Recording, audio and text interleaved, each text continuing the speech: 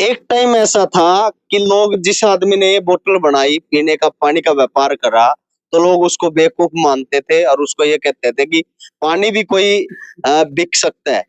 लेकिन आज ये पानी कहीं 20 का बिक रहा है, कहीं 50 का बिक रहा है, कहीं 100 का बिक रहा है। और आज मैं सोनीपत में हूँ, हो सकता है सोनीपत के लोगों को ये 1 लीटर की बोतल 100 रुपए की मिले, क्योंकि आज ये आप मेरे पीछे देख पा रहे हो, आज जो लड़ाई है सोनीपत में पानी बचाने की है, पर्यावरण बचाने की है। और इसके लिए गंगा समग्र जो है वो एक बड़ा अभियान छेड़े हुए है। और हमारे साथ मनीष है और रमेश महिपुर है, उनसे भी हम बात करेंगे।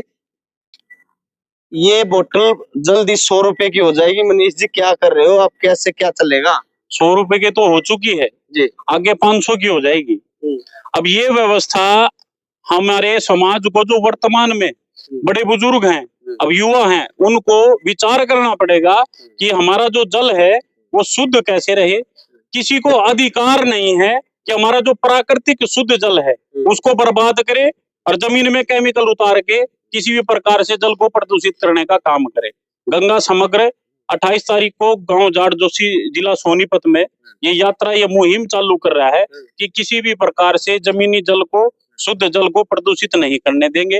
शासन प्रशासन के सहयोग से, संगठन के सहयोग से, गांव समाज के सहयोग से इस यात्रा को पूर्ण करेंगे और यमुना जी की आरती आस्था के साथ इस काम को करेंगे। मनीष जी, अगर आप थोड़ा सा बैक में जाओगे, आज से लगभग 50 एक साल पहले जाओगे, तो हमारे जो बुजुर्ग थे, संसाधनों की कमी थी, तालाब में इतना स्वच्छ पानी होता था, लोग तालाब का पानी पीते थे, उसी से नहाते थे, उसी से खाना बनाते थे।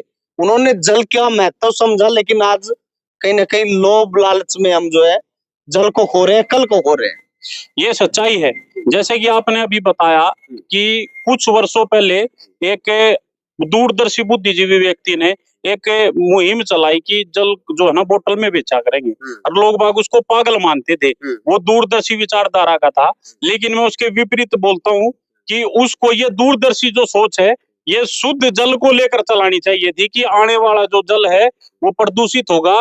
विकास के नाम पर जो चीजें, फैक्ट्री वालों को जो ट्रीटमेंट प्लांट लगाने चाहिए थे, वे लालच के कारण नहीं लगाएंगे और वो जो केमिकल है जमीन में उतारेंगे। उसने ये विचार करके बोतल चलाई, लेकिन इसके विपरीत उसको करना चाहिए था कि शुद्ध जल के लिए मुहिम चलानी चाहिए थी। और आज जो हमारे गांव के बड़े बुजुर्ग हैं, आसपास का समाज है, बुद्धिजीवी है, वो इकट्ठा हो चुका है। लेकिन हम उन व्यक्ति को नहीं बचा सकते जिनको देखकर हमने मुहिम शुरू की है। हर चौथा व्यक्ति कैंसर से पीड़ित है। हम उनसे क्षमा मांगेंगे। हमने ये मुहिम देर से शुरू की, लेकिन अब शुरू की है। आगे कोई भी व्यक्ति कैंसर से पीड़ित नहीं होगा।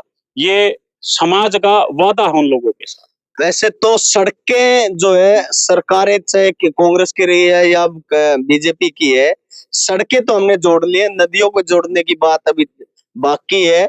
और नदियां जोड़ने का मतलब जल को बचाने की जो मुहिम है, हालांकि उस पर देश में काम हो रहा है, वो कितने कामयाब है, लेकिन लोगों का, आम लोगों का खासकर जागरूक होना बड़ा ही जरूरी है। आज लगता है कि जो जाट जोशी गांव, उन्होंने आज इसकी शुरुआत कर दी है, या वो उसका जो ताकत है वो 28 तारीख को देखने को मिलेगी? ये शुरुआत तो 2 महीने पहले हो चुकी, अब उसको धरातल पे लागू करना है।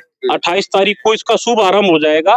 इस शुभ आरंभ के साथ रोजाना, दिन प्रतिदिन, पल क्षण क्षण इस काम पर लगेंगे और शुद्ध जल, शुद्ध पर्यावरण को लेकर काम करेंगे। और मैं धन्यवाद करता हूँ जाट जोशी गांव का, कोटि कोटि नमन करता हूँ कि उस मुहिम को मैंने एक बार बताया था और ये गांव समाज में मेरे को ये बोला कि मनीष भाई, आपको चिंता करने की आवश्यकता नहीं है। जो भी साधन संसाधन, जो सहयोग गांव का तन मन धन से आपके साथ हैं। बड़ा बुजुर्ग, हर युवा क्षेत्र का व्यक्ति आपके साथ। भाई साहब, मान ले के अब जाट जोशी गांव जाग गया, जल बचेगा? हाँ जी, बचाने की कोशिश करेंगे जी। सारा गांव एक है। एक है? हाँ, आज मतलब 28 तारीख को पूरा जोर लगा, पूरा जोर जी। आता हूँ, जल बचा लोगे कि नहीं? बचाने की पूरी कोशिश करेंगे जी। आज जल बचाओगे तो आने वाली पीढ़ी ने मिल जाएगा, नहीं तो बोतल का पानी पिएगी। बोतले का पीना ही पड़ेगा फिर। ना बचेगा तो पीना ही पड़ेगा। अच्छा, पहला जो टाइम था कितना बढ़िया था पानी को लेकर। उसमें तो मतलब खाना बना लेते, वो भी पी लेते, आंधड़ा भर के राम जी बरसता जी बिलेटिया में तो पी लेते पहले तो। मतलब जल का बड़ा महत्व है। अब वो लग गया कि जोशी वाले तो जागे और आसपास के गांव में भी जरूरत जागे। हाँ बिल्कुल जरूरत है, ये तो सभी को जरूरत है, समझे ना, सबको जरूरत है। ये तो पानी तो साफ सुथरा ही चाहिए, समझे नहीं। अभी ताजा ताजा मामला है कि पेट्रोल को लेकर अभी थोड़ा हरमोज में थोड़ा ही दिक्कत आई थी। दो देशों का युद्ध हुआ था, देश थमने का नाम पे आ गया था। अगर देश में जल की कमी होगी तो क्या हालात होंगे रमेश जी?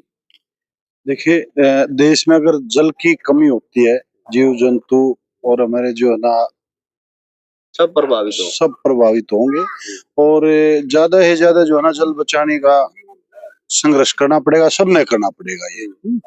तो हम तो ये चाहेंगे कि हर आदमी अपनी जिम्मेवारी लेके और जल बचाने का कार्य।